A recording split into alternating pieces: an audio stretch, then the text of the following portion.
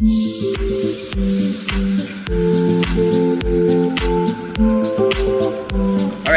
Kap, Barangay Luban is part of the city of Mati, and we know na medyo usani sa tulo ka mga barangay nga medyo challenging ang going from here.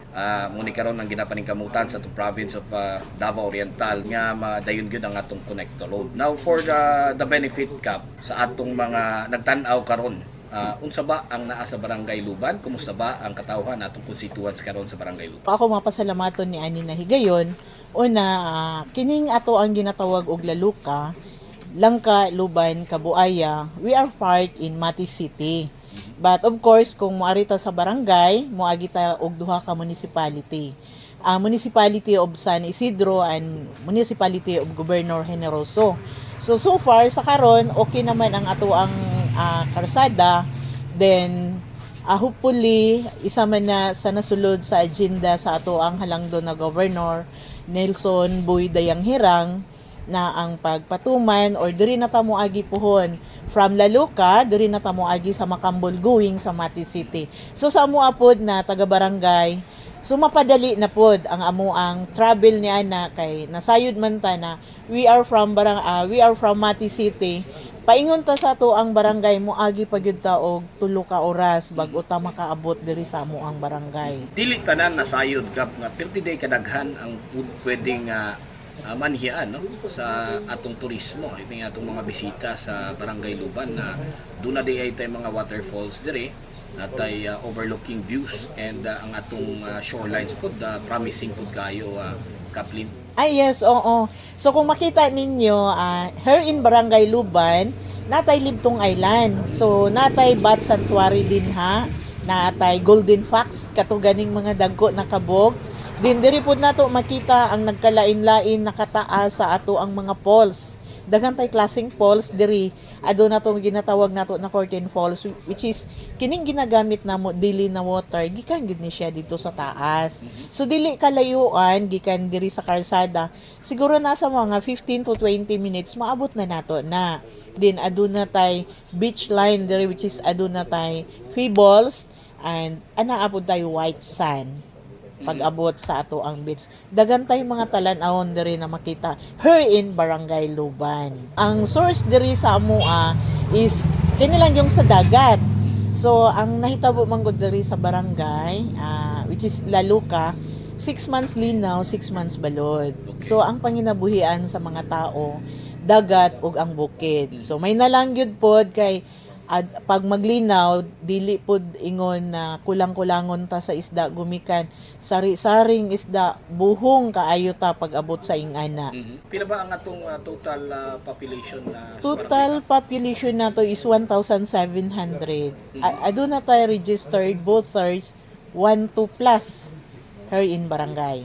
Usa sa makadanig yun sa atong mga turista nga bisita ang ingon ani, no, na mga unique nga makita sa atong barangay. Kining katong imong gi-mention kagay nakap nga mga dagkong kabog. Yes. I think correct me if I'm wrong, pero murag diri lang nato siguro na makita in the entire Mati City. Yes sir, diri ra gyud na siya makita kay gani not only kabog ang naa dinha sa tuwang island. Daghan tayo makita dinha ng mga wild. Dinaduna pud tayo ginatawag dinha na seafoods na which is imbaw. So diri lang na siya na bisag pila ka kilo ang imong kinahanglan, bastante kaayo na diri na pangsudan. So gani sir ang nahitabo 6 months balod. So pasabot og balod wala gyud tay makuha ng mga isda. So ang ginabuhat sa katawhan sa Luban diha ta sa Libtong Island. Kay adunay isda at the same time adunay mga seafood. So okay kaayo ang padagan diri sa Barangay Luban. It comes sa panginahanglan. Aduna kay bugas, adunay lamas, at the same time na lang kay tambal sa imuhang maintenance, fights na ang kinabuhi. Simple living ang naa-diri, yes po. We are blessed. We're blessed.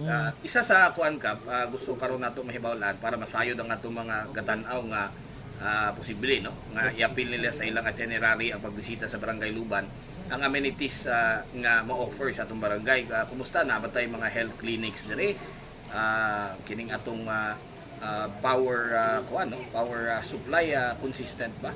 Yes sir. Okay, so far okay lang man kay it comes sa ato ang foods, okay man bastante man ta. Then ang sa ato ang health aduna tay paanakan diri, aduna pud tay center. So it comes sa kahapsay og kalinaw maka-prove ko ni ana pag-abot nato diri sa Barangay Luban. Ang livelihood sa atong mga kaigsoonang lumadkap, how do we manage sa imong liderato? As a barangay captain, sayod ta na this is the first term pa lang nako. So sa umpisa lisod pag yun kayo it comes sa panginabuhian. Kay nasayod ta na ang makuhaan lang diri is ang dagat ug ang bukid. So pag abot sa bukid, ang naa lang diri namo is ang kopras. So but na manage na nato nagpabilin ang kahapsay. Wala po'y tao diri na ingon na matulog nang nawalay kaon, dili na nato gina. Wala po'y nahitabo na ingan na bisan pa man tuod sa kalisod, simple ang gyud kaayo ang panginabuhian diri, bisan sa kalisod makumpleto gyud ang kaon sa isa ka adlaw. Alright, 3 times a day.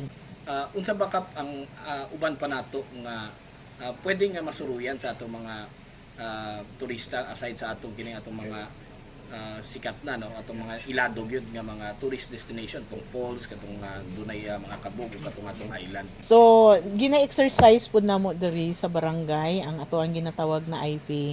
We are true tribe here in Barangay Luban, Mandaya, and of course sa Manubo. So, isa din na para matilawan pud nila ang pagkaon sa Mandaya ug unsa pud ang pagkaon sa Manubo. So, isa pud na nato na for example, nag-aari na sila diri willing me na mupaambit sa ilaha. It comes pud sa tribe sa paniniwala sa Mandaya at the same time sa Manubo. So makasinati sila no sa cultural heritage Yes yun, po. sa atong mga inhabitants diri Yes sa atong po. mga barangay no kinidukan nato ka mga tribo.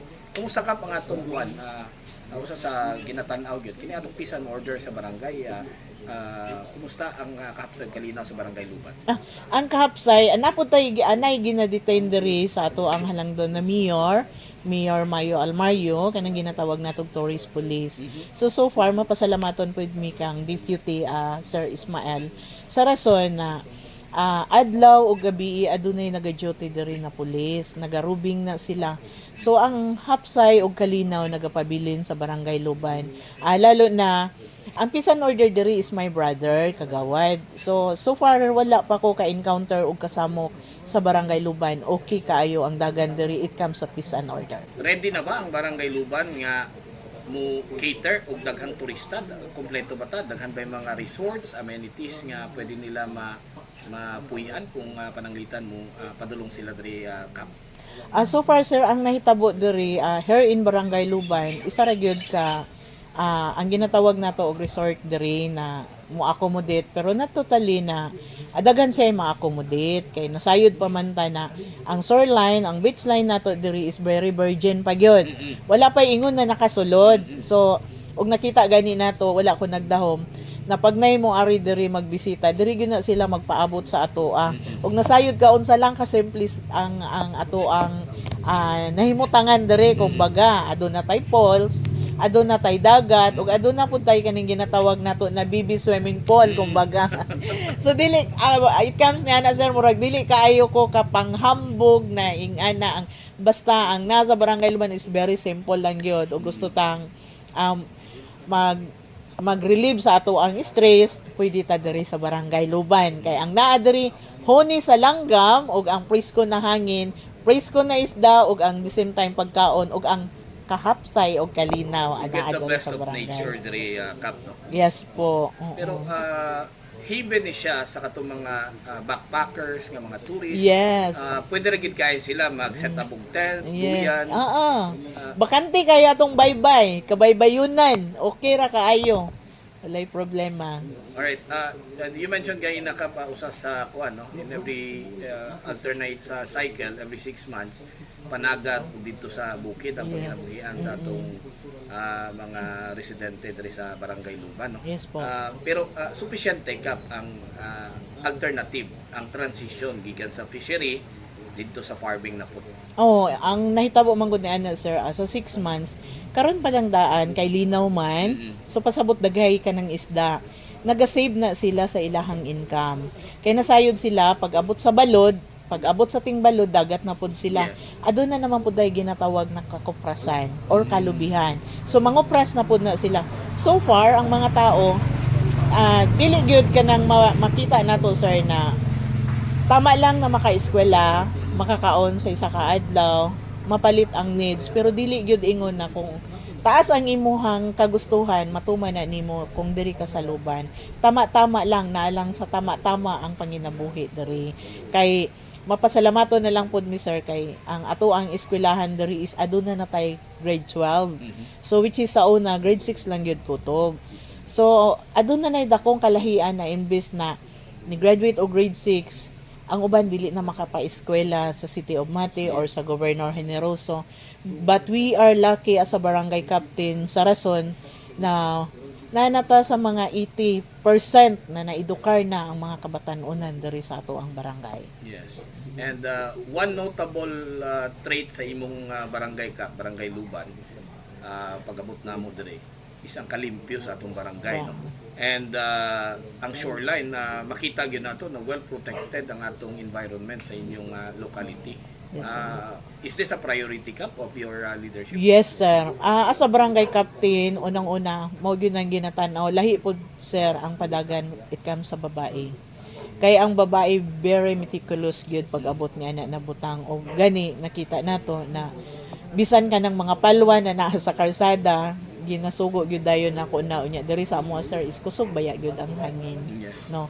So pagkagabi nay mahulog ana ginapasundan na nato na dili ko gusto na makakita ni ana kay lagi ginaminti na nato bahalag pobreta basta limpyo ang ato ang palibot. And you're doing a great job kay kami mismo amog yung witness first hand, no? Ang Thank you, kalimpyo sir. wa kita nakita nga miskig kanang mga rapper sa kilid sa dalan, meaning to say it's not only the leadership that is working hard, pero naa ang suporta sa komunidad. Kay bisag sa ilang kagaling tukaran na kaplin, they practice what is being practiced by the leadership. Tinuod gyud na sir kay kung tanaw nato diri ang mga tao mostly nagagamit gyud og kanang kahoy. Pero kung tanaw nimo sir sa gamay lang nabutang sa kaldero lang bisan kahoy ang ginasugnod pero puti kayo silang kaldero. Kana lang yun ang akong nakita sir kay unang-una bastante kay ta diri sa tubig. 24/7 ang ato ang tubig diri. So gani wala na yung mabutangan og asa ipangkuan kay gumikan mapasalamaton ta kay we are blessed lalo na sa ato ang inadlaw-adlaw na panginahanglan. Pag-abot sa tubig so far sa pito ka purok sir bastante kaayo mi sa tubig. Yes. Alright, aside sa tourism Kap, andam na ba ang Barangay Luban for potential investments at that? May it be structural progress or tourism developments? Yes sir. 101% kumbaga.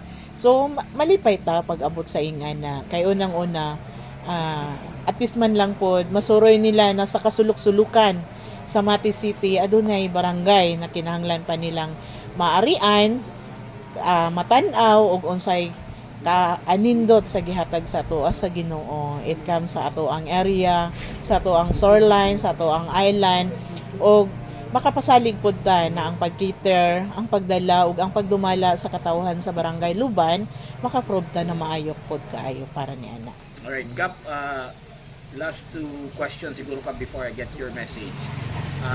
Unsa pa karon Kap ang ginapaningkamutan ni Kapitan Lynn Basas nga direksyon kalambuan paningkamot para sa Barangay Luban? Yes, salamat na sir. So ang nahitabo diri so kinahanglan sa barangay, of course ang pagkakaisa na naman ta din ha. So lalo na sa mga nagdumala sa leader sa barangay, ang ako alang naunta matutukan or mahatagan o pagtagad ang Barangay Luban na sa rason na dako pagyud kaayo og kakulangon kumbaga we are part of Jeddah area.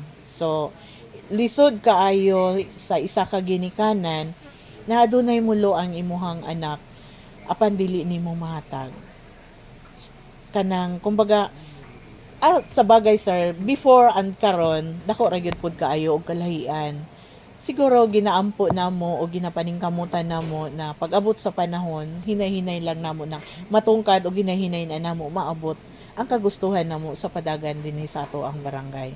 But for now, bis mi diri sa health, nahatag naman sa ato ang halangdong mayor, aduna tay paanakan ug aduna tay center. It comes pud sa education, na edukar mostly diri kay nanalagi tay grade 12.